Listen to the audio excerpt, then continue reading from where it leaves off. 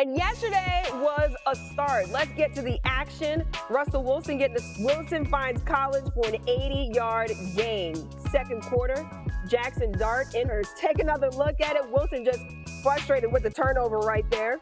Dart in the start one. Giants are in the driver's seat. 2 plays later, Dart.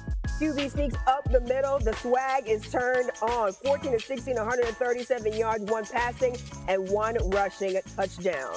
It's like you can smell the turf. More preseason action here. Raiders hosting the Niners on Saturday. There you see Ashton Genty running out of the crowd for the first time. 9 minutes to go in the first quarter. Geno Smith faking the handoff to Genty. Fires deep down the sideline. That's Brock Bowers for the contested catch.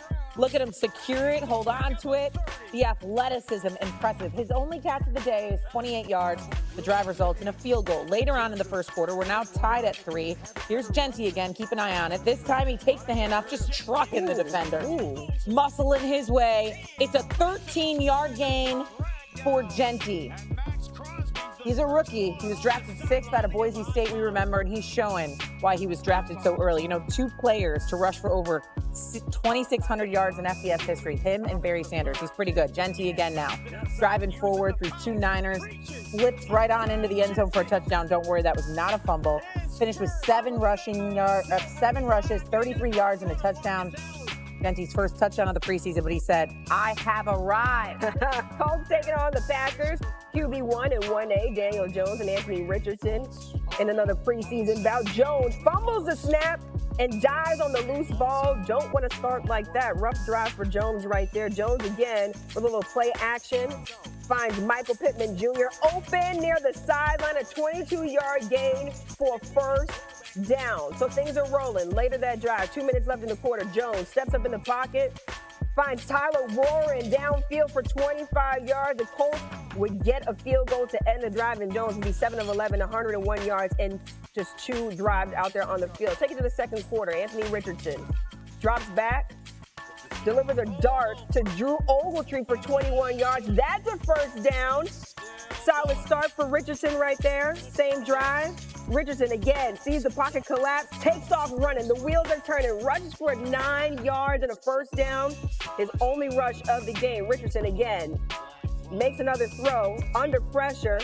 This time to Anthony Gold for 38 yards. But it gets called back for offensive offside. And Richardson will be 6 of 11, 73 yards and 9 rushing yards.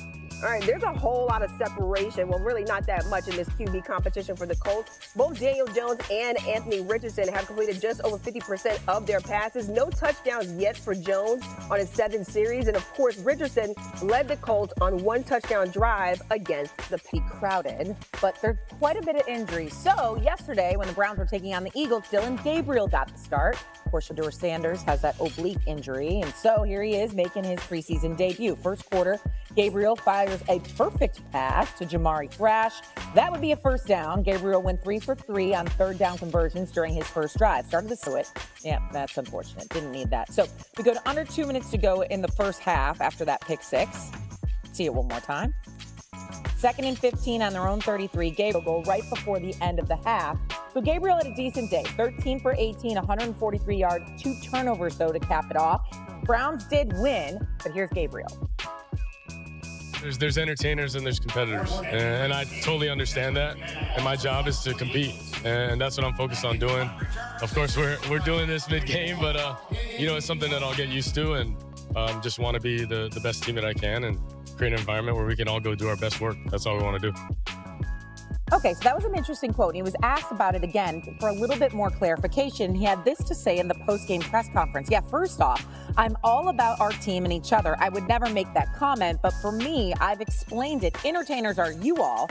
Competitor, that's what I am and all my teammates. And we both have jobs to do, so that's it.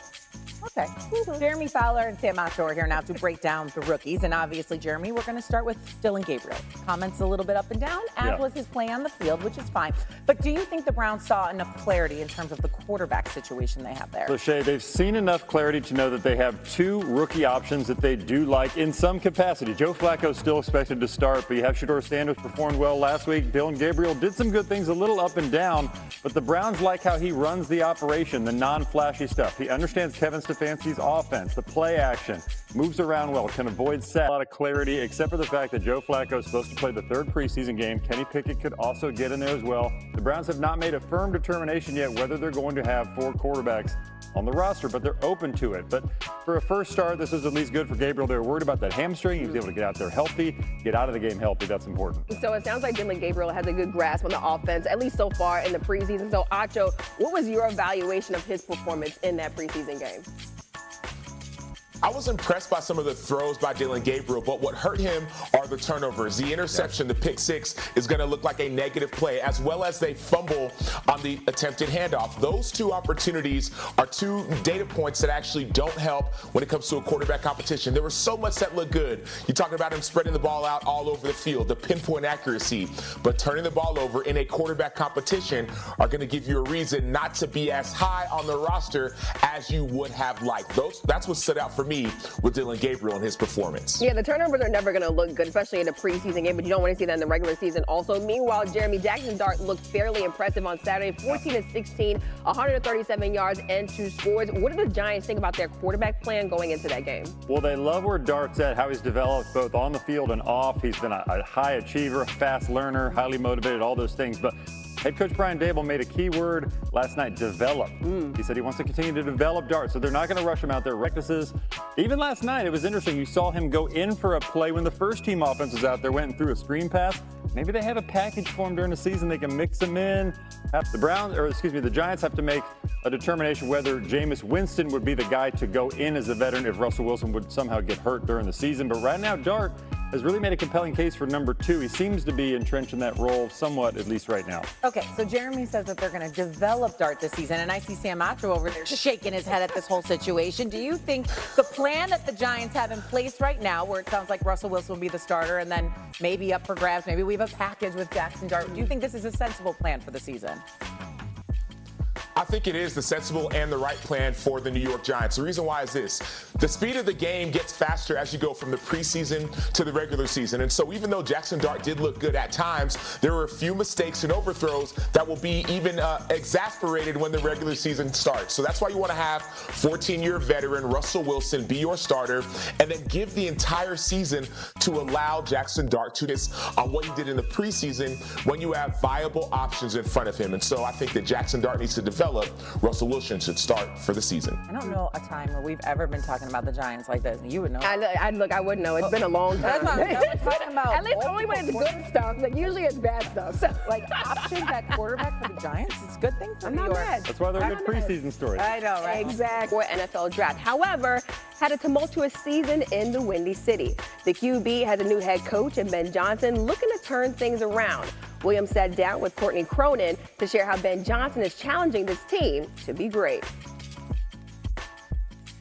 It is an honor to stand as the head coach of the Chicago Bears. Caleb, I'm excited to work with you, and I can't wait to get to work with the rest of you guys. You were here when Ben Johnson was hired. Roma Dunze has talked about how complex this scheme is and that realistic